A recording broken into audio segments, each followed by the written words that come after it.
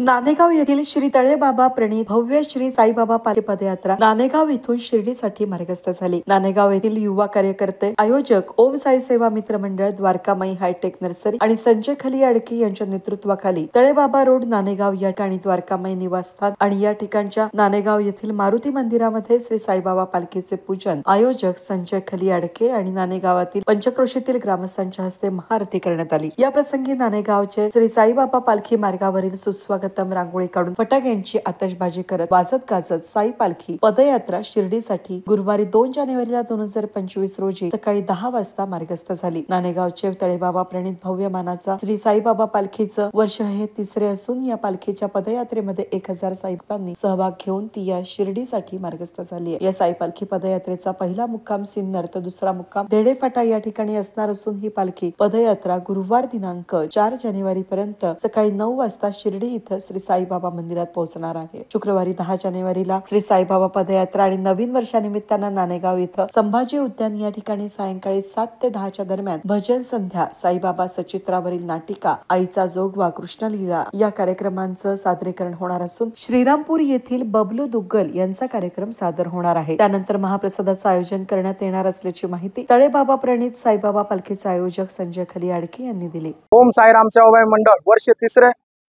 या ठिकाणी तिसऱ्या वर्षीची पदयात्रा ही नवीन वर्षानिमित्त साईबाबांच्या चरणी आम्ही दरवर्षीप्रमाणे अर्पण करतो आणि आमचे मुक्काम सिन्नर MIDC तसेच दुसरा मुक्काम दिर्डे फाट्यावरती असेल आणि तिसऱ्या आम्ही शिर्डीमध्ये असू आणि सर्वांना नवीन वर्षाच्या हार्दिक शुभेच्छा।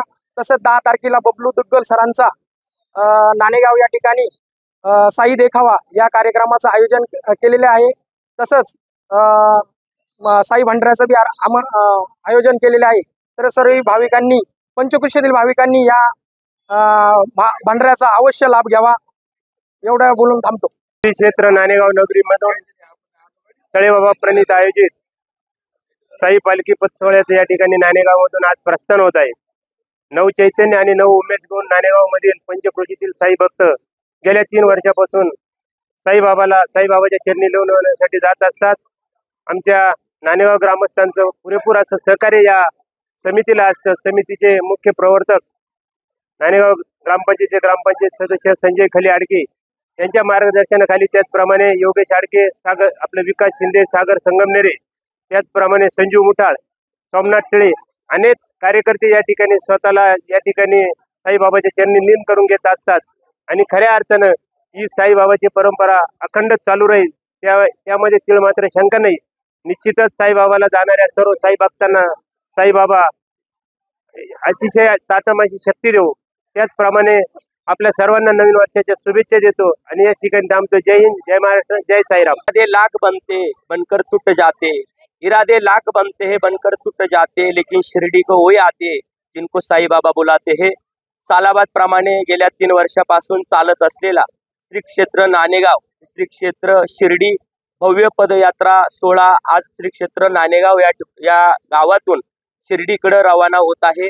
अगदी आनंदाच्या खेळीमेळीच्या वातावरणामध्ये समस्त ग्रामस्थ, गावातील तरुण, महिला मंडळ, लहान मुले, ज्येष्ठ नागरिक यांच्या सगळ्यांच्या उपस्थितीमध्ये हा पदयात्रेचा सोहळा आज नाणेगाववरून या ठिकाणी शिर्डीकडे रवाना झालेला आहे।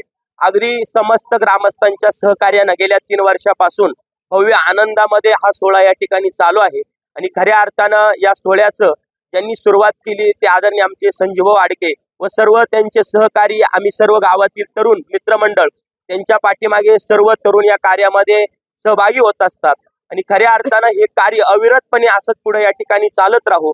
दरवर्षी या नाणेगाव मधून हजारो भाविक या ठिकाणी शिर्डीला साईबाबांच्या दर्शनाकरता 3 दिवसाची वाटचाल करत खऱ्या अर्थानं साईबाबांच्या दर्शनापर्यंत पोहोचत असतात आणि या निमित्तानं या ठिकाणी जे साई पदयात्रा संपल्यानंतर येत्या 10 तारखेला सुंदर असं भव्य दिव्य साई देखाव्याचा कार्यक्रम या ठिकाणी आयोजित केलेला आहे। ज्यांचं महाराष्ट्रात, भारतात, जगात मोठं नाव आहे असे बबलूजी दुग्गल यांचा साई देखाव्याचा कार्यक्रम या ठिकाणी आपल्या गावामध्ये होणार आहे। त्याचप्रमाणे संपूर्ण भाविकांसाठी, आलेल्या सर्व ग्रामस्थांसाठी, जेवढे काही भाविक येतील त्यांच्यासाठी सुंदर महाप्रसादाची व्यवस्था येत्या 10 तारखेला मंडळाच्या वतीने या ठिकाणी करणार आहे।